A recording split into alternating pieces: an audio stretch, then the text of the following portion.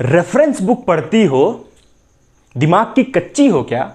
Reference book पढ़ती हो दिमाग की कच्ची हो क्या? एनसीईआरटी इग्नोर करती हो छोटी बच्ची हो क्या? सो हेलो एवरीवन, सो कैसे आप लोग? सो आज हम लोग लेजेंडरी फिजिक्स के इस प्लेटफॉर्म में डिस्कस करने जा रहे हैं बीएससी फिजिक्स का सिलेबस। और जैसे अभी हम आपको वो लाइन, एक इंपॉर्टेंट लाइन की रेफरेंस बुक को प्रीफर करनी है, साथ ही साथ एनसीईआरटी बुक भी पढ़ना बहुत इंपॉर्टेंट है, वो इसलिए बोल रहे थे क्योंकि अगर आप बीएससी फिजिक्स को 12th क्लास के बाद परस्यू कर रहे हैं तो आपके लिए बहुत इंपॉर्टेंट है 11-12 का फिजिक्स अच्छे से पढ़ा हुआ होना, क्योंकि 11-12 का फिजिक्स बहुत ज्यादा यूज होता है। इवन आपका जो सेमेस्टर 3, सेमेस्टर 4, इवन सेमेस्टर 4 तक आपका वो यूज होने वाला है। तो आपको तो ये पता होगा कि 3 साल का भाई बीएससी होता है, बीएससी फिजिक्स 3 साल का होता है भाई, उसमें 6 सेमेस्टर होता है। और इन 2 सेमेस्टर के बारे में आपको ये यहां पर बताने वाले कि कौन कौन सा वीडियोस मेरे चैनल पे अवेलेबल है, जिसको आप देख सकते हैं और आप समझ सकते हो। और अगर आप अपने से भी पढ़ते हैं तो यहां पर देखिए, हम आपको सिलेबस अच्छे से एकदम समझा देंगे और कौन कौन सा इंपॉर्टेंट टॉपिक्स है। अब सबसे पहले सवाल ये आपका रहेगा कि सर आप यहां पर किस यूनिवर्सिटी का सिलेबस कंसीडर कर रहे हैं, फिर किस स्टेट का सिलेबस कंसीडर करके चल रहे हैं। तो हम लोग यहां पर एक जनरल पॉइंट ऑफ व्यू से बात कर रहे हैं और यहां पर हम लोग दिल्ली यूनिवर्सिटी का सिलेबस को कंसीडर करके चल रहे हैं। और ध्यान दीजिएगा, यहां पर हर टॉपिक नहीं लिया गया है, कुछ चुनिंदा टॉपिक्स, कुछ चुना हुआ टॉपिक्स लिया गया है, ताकि आपको ये फील हो पाए कि एक्चुअल में आपको बीएससी का सिलेबस में मतलब पढ़ना क्या है। आपको फिजिक्स जो है बीएससी में खास करके आपको सेमेस्टर 1 में, हम लोग सेमेस्टर 1 के पॉइंट ऑफ व्यू से यहां पर डिस्कस करने वाले हैं। यानी कि आप फर्स्ट ईयर में रहिएगा तो आप सेमेस्टर 1, सेमेस्टर 2 दोनों पढ़िएगा। तो आपका जो सेमेस्टर 1 के पॉइंट ऑफ व्यू से सिलेबस बनता है उसको हम लाइन बाय लाइन डिस्कस करेंगे। और आपका सिलेबस है 100% ये सारा चीज कुछ मतलब कि 100% मैच करेगा, क्योंकि हम लोग दिल्ली यूनिवर्सिटी को इसीलिए लेके चल रहे हैं क्योंकि मैक्सिमम आपका जो अलग अलग यूनिवर्सिटीज है ऑल ओवर इंडिया, है ना, वो लोग दिल्ली यूनिवर्सिटी का सिलेबस, डिजाइन सिलेबस को ही लेकर के अपना सिलेबस को डिजाइन करता है। सो चलिए गाइस, ये बहुत इंफॉर्मेटिव वीडियो होने वाला है और चलिए हम लोग वीडियो को शुरू करते हैं। और आपको एक एक करके हम यहां पर बताने वाले हैं कि आपको पढ़ना कैसे है, ये भी आपको यहां पर थोड़ा थोड़ा बीच बीच में बताते चलेंगे। देखिए, सबसे पहले आपका जो पार्ट आता है वो आता है आपका मैथमेटिकल फिजिक्स। यानी कि जब आप सेमेस्टर 1 में रहते हैं, देखिए यहाँ पर सेमेस्टर 1, सेमेस्टर 2 मिला के आपका फर्स्ट ईयर हो जाएगा। और जब आप सेमेस्टर 1 में रहते हैं तो आपको सबसे बेसिकली पेपर यहाँ पर कितना है, तो 2 पेपर है ना, 2 पेपर। कौन कौन सा? एक मैथमेटिकल फिजिक्स, जिसको हम कोर्स 1 बोल रहे हैं, यानी कि C1 पेपर बोल रहे हैं। और एक और पेपर रहेगा सेमेस्टर 1 के पॉइंट ऑफ व्यू से हम लोग बात कर रहे हैं, एक और आपका पेपर रहेगा जो कि रहेगा मैकेनिक्स, है ना, जो आप 11th में मैकेनिक्स पढ़ते हो। तो सोच लीजिए मैकेनिक्स कितना इंपॉर्टेंट है। आगे देखिए, यहाँ पर बेसिकली सबसे पहले जब हम लोग मैथमेटिकल फिजिक्स को शुरू करते हैं, है ना, तो उसमें देखिए हम लोग सबसे पहले plotting of curves, first order differential equation, ये सब के बारे में पढ़ते हैं। सेकंड ऑर्डर डिफरेंशियल इक्वेशन, रॉन्स्कियन, ये सब आप 12th में भी पढ़े हुए हैं, है ना, इसको भी हम लोग पढ़ते हैं। अब देखिए यहाँ पर सबसे इंपॉर्टेंट क्या है जो आपका आगे चल के यूज होगा। देखिए गाइस, यहाँ पर ये जो फर्स्ट ऑर्डर डिफरेंशियल इक्वेशन है और जो आपका सेकंड ऑर्डर डिफरेंशियल इक्वेशन है, इसके अंदर भी वेरियस टॉपिक्स है। तो ये आपके लिए बहुत इंपॉर्टेंट है, ये आपके आने वाले सेमेस्टर में भी बहुत यूज होगा। देखिए ध्यान दीजिएगा, मैथमेटिकल फिजिक्स, तो इसलिए बहुत जरूरी है आपको इन दोनों टॉपिक्स को पढ़ना, है ना, जो अंडरलाइन किया हुआ है। अब आइए आप वेक्टर अलजेब्रा पे। देखिए वेक्टर अलजेब्रा जो है उसमें आपका जो सबसे पहला टॉपिक बनता है वो है प्रॉपर्टीज ऑफ वेक्टर, है ना। तो ये भी इंपॉर्टेंट है। स्केलर प्रोडक्ट, वेक्टर प्रोडक्ट पढ़ना बहुत इंपॉर्टेंट है। Scalar triple product, vector triple product, यानी कि इसमें सारा टॉपिक इंपॉर्टेंट है। और इवन इस चैनल पे वेक्टर अलजेब्रा ये पूरा पार्ट कंप्लीट किया हुआ है, प्लेलिस्ट भी अवेलेबल है, आप जाकर के देख सकते हैं। आगे चलते हैं हम लोग, आगे आते हैं हम लोग वेक्टर डिफरेंशिएशन पे, है ना। तो वेक्टर डिफरेंशिएशन में सबसे पहला जो हम लोग टॉपिक आता है वो आता है डायरेक्शनल डेरिवेटिव, उसके बाद नॉर्मल डेरिवेटिव, फिर आता है डाइवर्जेंस, कर्ल, ग्रेडियंट, उसके बाद उनका डेरिवेशंस यानी कि ज्योमेट्रिकल इंटरप्रिटेशन।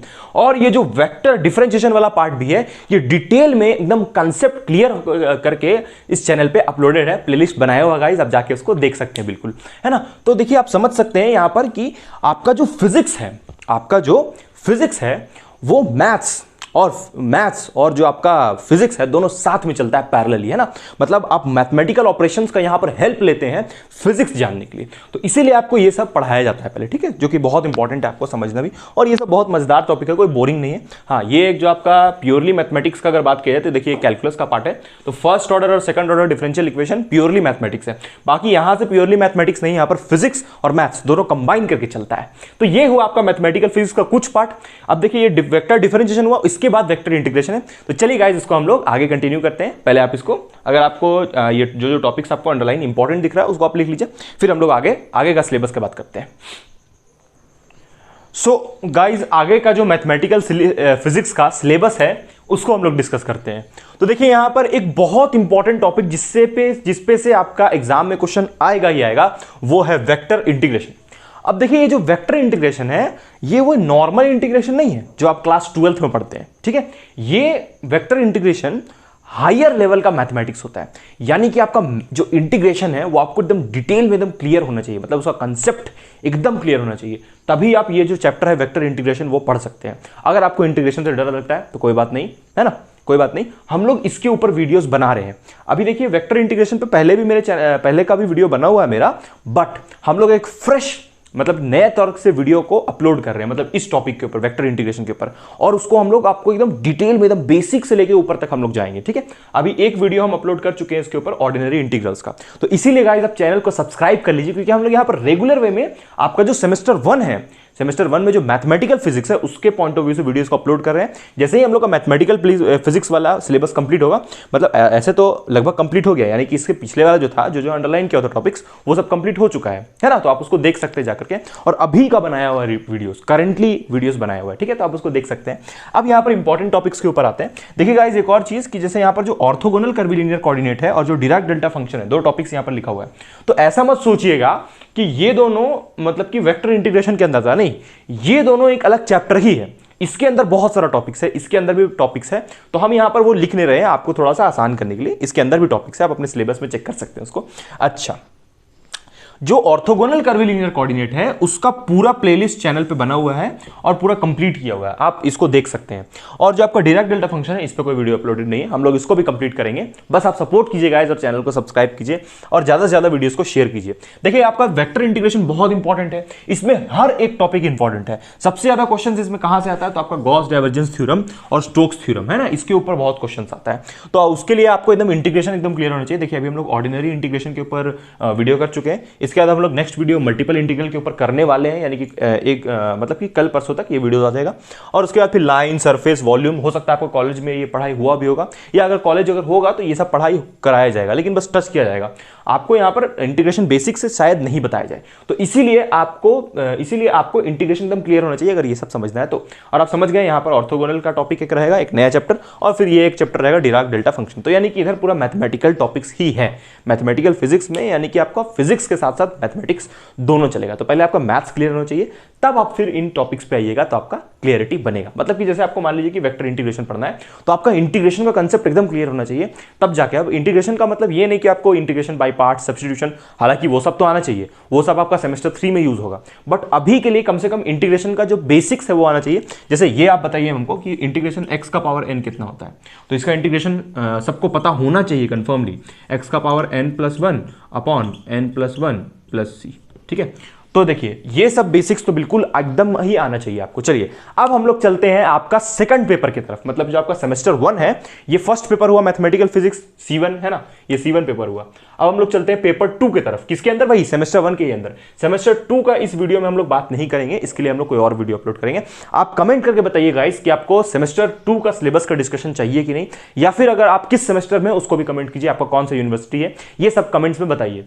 अब देखिए यहां पर हम लोग ये जो आपका मैथमेटिकल फिजिक्स है ये आपका कोर्स 1 हुआ है ना, मतलब फर्स्ट पेपर हुआ आपका ये।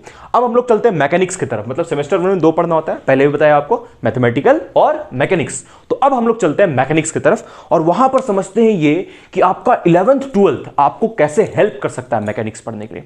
मतलब आपका 11 12 तो नहीं बोलेंगे क्योंकि 12 में मैकेनिक्स है नहीं, है ना, 12 में तो आपका आगे चल के 12 तो आपका सेमेस्टर 2 में यूज होगा। ध्यान दीजिएगा, सेमेस्टर 2 में 12th क्लास बहुत यूज होगा, ठीक। लेकिन सेमेस्टर 1 में जो आपका जितना मैकेनिक्स वाला पेपर है ना, मैकेनिक्स वाला पेपर अगर वो आपको अच्छे से करना है तो आप अगर 11th का आपके पास बुक होगा, जैसे हम सजेस्ट करते हैं आपको एक बुक एस एल अरोड़ा, उससे आप पढ़ सकते हैं। एस एल अरोड़ा बहुत अच्छा बुक है क्योंकि वो एकदम क्लियरली एनसीईआरटी के साथ साथ चला है और आपको एकदम बेसिक से लेके ऊपर तक लेके जाता है, तो आप उस बुक को प्रीफर कर सकते हैं। मतलब कोई भी बुक प्रीफर कीजिए, एस एल अरोड़ा, कुछ भी कीजिए, लेकिन 11th का मैकेनिक्स जरूर पढ़िए। चलिए गाइस अब हम लोग चलते हैं मैकेनिक्स की तरफ। सो गाइज यहाँ पर हम लोग कुछ और टॉपिक्स, मतलब कुछ और टॉपिक्स नहीं, मतलब मैकेनिक्स वाला पार्ट लेकर के आए हैं जिसमें आपको समझाते हैं कि मैकेनिक्स का सिलेबस इस टाइप से डिजाइंड है कि यहाँ पर 11th 12th आपके लिए बहुत जरूरी है। तो हम यहाँ पर लिख ही देते हैं कि 11th बहुत इंपॉर्टेंट है, 11th आपका मैकेनिक्स के लिए बहुत जरूरी है। देखिए हम जैसे कि यहाँ पर आप पहले ही देख रहे हैं फंडामेंटल्स ऑफ डायनेमिक्स। डायनेमिक्स का मतलब आपको होगा मतलब पता कि फिजिक्स में डायनेमिक्स का मतलब होता है मोशन से। अब देखिए यहाँ पर सबसे पहला टॉपिक क्या है, फ्रेम ऑफ रेफरेंस। अब यहाँ पर हम जो जो टॉपिक अंडरलाइन करेंगे इस वाले में, चलिए आपको अंडरलाइन क्या है, आपको हम ये टिक करके बता देते हैं। फ्रेम ऑफ रेफरेंस 11th का है, motion of a projectile it is also 11th, centre of mass ये भी 11th का है, इम्पल्स, तो ये जितना टॉपिक है सब 11th का है। तो इसलिए मैकेनिक्स आपके लिए बहुत ईजी है। मैथमेटिकल फिजिक्स में दम है, मतलब उसमें आपको एफर्ट्स चाहिए, वो आप बिना टीचर के नहीं पढ़ सकते हैं। अगर आप पहले से मतलब आपको अगर बेसिक्स क्लियर भी है तब भी आप बिना टीचर के उसको नहीं पढ़ सकते हैं। बट ये सब जो टॉपिक्स है जो आप पहले से हो सकता है कहीं कहीं से तोड़ फोड़ के यूट्यूब से कहीं से भी स्कूल से कहीं से भी पढ़े हुए होंगे, तो आपका यहाँ पर ये मतलब कि अगर आप उसको फिर से एक बार देखते हैं तो आपका एकदम क्लियर कट हो जाएगा। लेकिन आपको मैथमेटिकल के लिए टीचर चाहिए। अब सुनिए यहाँ पर जो मैकेनिक्स है, मैकेनिक्स में अभी मैकेनिक्स में भी ऐसा कुछ कुछ टॉपिक्स है जो आपका मतलब बीएससी का ही है, मतलब आप वो पहले कभी नहीं पढ़े, तो उसके बारे में हम डिस्कस करेंगे। अभी जो हम टॉपिक टिक करते हैं वो आप पहले से पढ़ रहे हैं। जैसे देखिए अगला चैप्टर आपका जो आएगा वो आएगा वर्क एनर्जी थ्योरम।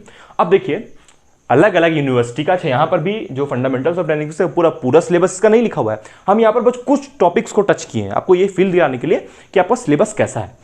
अच्छा यहाँ पर देखिए work energy theorem, work energy theorem नहीं सॉरी वर्क एनर्जी पार, ये आपका एक चैप्टर था क्लास 11th में, शायद ये चैप्टर नंबर 6 था एनसीईआरटी बुक के हिसाब से, chapter number 6, yes confirm chapter number 6 था ये। तो ये जो है वर्क एनर्जी ये पूरा मतलब आपका 11th का ही टॉपिक्स इसमें डाला हुआ है। अच्छा फिर उसके बाद देखिए कोलिजन, तो कोलिजन भी आपका 11th में पढ़ा हुआ है, तो सोच लीजिए 11th क्लास कितना जरूरी है। हम आपको बुक भी बता चुके हैं या आप कहीं से भी पढ़िए, लेकिन अगर आप पूछिएगा कि सर कौन सा बुक, तो यहाँ पर उसका सजेशन होगा एसएल अरोड़ा, उससे आप पढ़ सकते हैं। ठीक है, पहले भी हम आपको बोल चुके हैं। रोटेशनल डायनेमिक्स ये टॉपिक बहुत इंपॉर्टेंट है, ऐसा हो ही नहीं सकता है कि कोई यूनिवर्सिटी रोटेशनल डायनेमिक्स नहीं डाले। हर यूनिवर्सिटी के सिलेबस में रोटेशनल डायनेमिक्स जरूर होगा, क्योंकि ये बहुत इंपॉर्टेंट है फिजिक्स के लिए। इसमें हम लोग मोमेंट ऑफ इनर्शिया, अलग अलग बॉडी का मोमेंट ऑफ इनर्शिया निकालने सीखते हैं। तो ये भी देखिए 11th का ही है ना। हालांकि इसमें कुछ कुछ पार्ट्स होगा तो हम लोग यहाँ पर वीडियोस बनाएंगे, उसमें आपको क्लियर कर देंगे। अब देखिए हम लोग जब मैकेनिक्स पार्ट में आएंगे तो ऐसा नहीं कि हम इन टॉपिक्स को छोड़ देंगे, नहीं, इनको भी हम करवाएंगे, बट अभी मैकेनिक्स पे आने में थोड़ा सा टाइम है। पहले हम लोग मैथमेटिकल कंप्लीट करते हैं क्योंकि वो ज़्यादा ज़रूरी है, क्योंकि आपका मैथमेटिकल आपका थोड़ा सा टफ है, मतलब उसको करना है, उसमें दिमाग लगाना है। तो इसलिए पहले हम लोग अभी मैथमेटिकल का सिलेबस कवर कर रहे हैं इस चैनल पे। अब देखिए इलास्टिसिटी भी आपका बीएससी का है। ये आपका 11th का मतलब कि यहाँ पर कॉम्बिनेशन है, आपका 11th भी रहेगा प्लस आपका थोड़ा सा 11th तो रहेगा ही, प्लस आपका थोड़ा सा बीएससी का भी कुछ कॉन्सेप्ट्स इसमें नया आएगा, जैसे कि डेरिवेशन वगैरह है ना, डेरिवेशन इसमें आएगा कुछ। अब ये ग्रेविटेशन भी टोटली आपका किसका है, 11th का, लेकिन यहाँ पर कुछ कुछ है, यहाँ पर भी कुछ कुछ डेरिवेशंस है, यहाँ पर भी कुछ कुछ डेरिवेशंस है, तो इसको भी आप बीएससी प्लस 11th का कॉम्बिनेशन मान के चल सकते हैं। बाकी आपका अगर ये पढ़ते हैं तो देखिए इतना सारा टॉपिक्स आपका 11th से ही कवर हो रहा है, तो इसलिए 11th क्लास को क्लियर करना बहुत जरूरी है। अगर आपको ऐसा लगता है कि नहीं सर 11th का क्या अभी, तो फिर मतलब कि मन नहीं करता उसको खोलने में दोबारा किताब, ऐसा नहीं है, आप मन लगाइए, खोलिए, वही सेम कंटेंट आपको मिलेगा जो आपका सिलेबस में यहाँ पर लिखा हुआ है, और वही सेम कंटेंट 11th के बुक में लिखा हुआ है। तो क्या दिक्कत पढ़ने में, तो उसको आप 11th की बुक से बिल्कुल पढ़ सकते हैं, कोई प्रॉब्लम नहीं होगा। चलिए तो हम लोग कुछ और बचा हुआ टॉपिक्स है जो बीएससी के पॉइंट ऑफ व्यू से, अब देखिए इसके बाद जो मैकेनिक्स ही चल रहा है अभी, है ना, मैकेनिक्स में और कुछ चैप्टर्स दिया हुआ है आपका सिलेबस में, तो उसको भी हम लोग यहाँ लिस्ट आउट करते हैं और समझते हैं कि 11th का कौन सा है और बीएससी में आप कौन कौन सा नया पढ़ेंगे। एक चैप्टर का नाम आप हो सकता है सुनेंगे, स्पेशल थ्योरी ऑफ रिलेटिविटी, उस पर हम लोग आते हैं। चलिए गाइस, तो इसको आप समझ लीजिए, लिख लीजिए, जो आपको करना है यहाँ से कॉपी कर लीजिए, हम लोग अब आगे चलते हैं। सो चलिए गाइस, जो आपका बचा हुआ सिलेबस है ना, मैकेनिक्स वाले पार्ट में, देखिए मैकेनिक्स के बारे में हम लोग बात कर रहे हैं। मैकेनिक्स हम लोग लिख के चले थे, यानी कि आपका जो सेकंड पेपर है उसी के बारे में कर रहे हैं डिस्कस, और ये बाकी बचा हुआ टॉपिक्स लिखा हुआ है, और हम लोग बस यहाँ पर सेमेस्टर 1 का ही डिस्कस कर पाएँ। अगर आपको सेमेस्टर 2 का भी सिलेबस का डिस्कशन चाहिए इसी तरह का, तो आप कमेंट कर सकते हैं। सेमेस्टर 2 का हम लोग, हालांकि जैसे ही सेमेस्टर 2 का सिलेबस कंप्लीट होगा वैसे ही हम लोग सेमेस्टर 1 का कंप्लीट होगा वैसे ही हम लोग सेमेस्टर 2 भी शुरू कर देंगे, और इस चैनल पे पूरा ग्रेजुएशन का मतलब पूरा बीएससी का सिलेबस कंप्लीट करके तब हम एमएससी पे जाएंगे। देखिए गाइस, यहाँ पर आपका सबसे पहले देखिए सेंट्रल फोर्स मोशन है ना, उसके बाद जो आपका चैप्टर है वो है सेंट्रल फोर्स मोशन। अब देखिए ये आपका जो 11th क्लास है उसमें कुछ कुछ इंपॉर्टेंट टॉपिक्स, जैसे देखिए हम जो यहाँ पर टिक कर रहे हैं वो 11th क्लास का, ठीक है। देखिए जैसे यहाँ पर ये आपको केपलर्स लॉ जो है वो 11th का है, सेटेलाइट वे भी आपको 11th का पढ़ना है, लेकिन ये जो है 2 body problem and reduction to 1 body problem, ये आपके लिए ग्रेजुएशन का है। इवन इसका जो डेरिवेशन है वो बहुत इंपॉर्टेंट है एग्जाम पॉइंट ऑफ व्यू से, है ना, और इसका डेरिवेशन बहुत लेंदी भी है, तो इसीलिए आप ये नहीं समझ पाइएगा, किताब से भी थोड़ा समझने की कोशिश करेगा, थोड़ा आपको कॉम्प्लेक्स लगेगा, तो इसलिए बिना लेक्चर देखे, बिना टीचर से पढ़े ये आपको समझने आने वाला नहीं है। तो कुछ टॉपिक्स ऐसा भी है जो कॉम्प्लेक्स है, और यहाँ पर देखिए हम लोग मैथमेटिक्स का यूज करते हैं, प्योर मैथमेटिक्स का, इसके पीछे का फिजिक्स निकालने के लॉजिकली।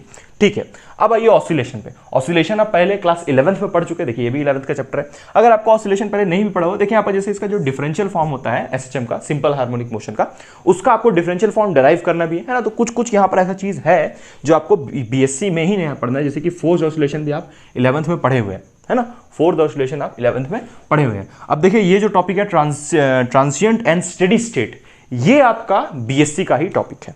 और भी इसमें बहुत सारा टॉपिक ऑसिलेशन के अंदर जो हम यहाँ पर लिखे नहीं है। जैसे देखिए ये वाला जो नॉन इनर्शियल सिस्टम है, ये आपको ग्रेजुएशन में ही पहली बार पढ़ते हैं, आप पहले कभी नहीं पढ़े हैं। तो ये सब टॉपिक्स नया भी है, तो यानी कि आप मान के चलिए कि स्टार्टिंग वाला पार्ट्स तो आपका 11th का ही है, बाकी इधर से जब शुरू होता है तो कुछ बीएससी कुछ 11th मिला के दिया हुआ है, लेकिन हाँ बीएससी का मेजॉरिटी में। ठीक है, अब देखिए ये जो चैप्टर है ये तो बिल्कुल ही आपका किसके लिए है, बिल्कुल ही आपका ये ग्रेजुएशन का चैप्टर है, यानी कि आपका मतलब बीएससी का चैप्टर है। देखिए यहाँ पर अच्छा ये आईआईटी जैम में भी, आईआईटी जैम के पॉइंट ऑफ जो हम टॉपिक्स आपका बीएससी का पॉइंट ऑफ व्यू बोल रहे हैं, वो आईआईटी जैम के लिए भी बहुत इंपॉर्टेंट है, क्योंकि वो आईआईटी जैम का भी सिलेबस में अपलोड किया हुआ है। अब देखिए यहाँ पर देखिए जो स्पेशल थ्योरी ऑफ रिलेटिविटी है, इससे तो हमेशा क्वेश्चन आता है, हमेशा। यहाँ पर देखिए हम लोग बहुत सारा, ऐसे तो इसमें बहुत सारे टॉपिक्स हैं, हम लोग कुछ सिलेक्टेड टॉपिक यहाँ पर लिखे आपको फील दिलाने के लिए। इसमें आप बहुत amazing time dilation, length contraction. Time dilation मतलब समय का बढ़ना, समय कैसे बढ़ता है जब दो बॉडीज अलग अलग वेलोसिटी से चलता है, या फिर हम लोग समय में पीछे कैसे जा सकते हैं, समय से आगे हम लोग कैसे बढ़ सकते हैं, ये सारा चीज़, यानी कि टाइम में बढ़ना, समझ रहे हैं। मतलब जैसे कि हम लोग सुनते हैं ना कि कोई आदमी जब यहाँ पर 40 साल का है, अगर वो टाइम ट्रैवल कर ले तो उसका जो एज है वो उतना ही रहता है, उतना ही रह जाता है एज। और यहाँ पर जो पृथ्वी पे जितना लोग है उसका एज बढ़ जाता है। मतलब जो टाइम ट्रैवल कर लेता है उसका एज जो है वो वैसे ही रह जाता है, बट हम लोग का एज बढ़ते जाता है। यानी कि वो कुछ साल बाद जब पृथ्वी में वापस आएगा तो हम लोग बूढ़े हो जाएंगे, लेकिन वो अभी भी जवान रहेगा, क्योंकि वो टाइम ट्रैवल किया है। तो ये सारी चीज़ हम लोग स्पेशल थ्योरी में पढ़ने वाले गाइस इसी चैनल में पढ़ेंगे। तो आप इसीलिए गाइस यहाँ सपोर्ट कीजिए, ताकि हम लोग आपके लिए इफेक्टिवली ये सब जितना चैप्टर है आपका, है ना, ये सब जितना चैप्टर है वो सबका वीडियोज आपके लिए बना के लाए, और आपका एक भी टॉपिक यहाँ पर मिस आउट नहीं होने दे। यहाँ पर हम लोग दिल्ली यूनिवर्सिटी के पॉइंट ऑफ व्यू से यहाँ पर सिलेबस को डिस्कस किए,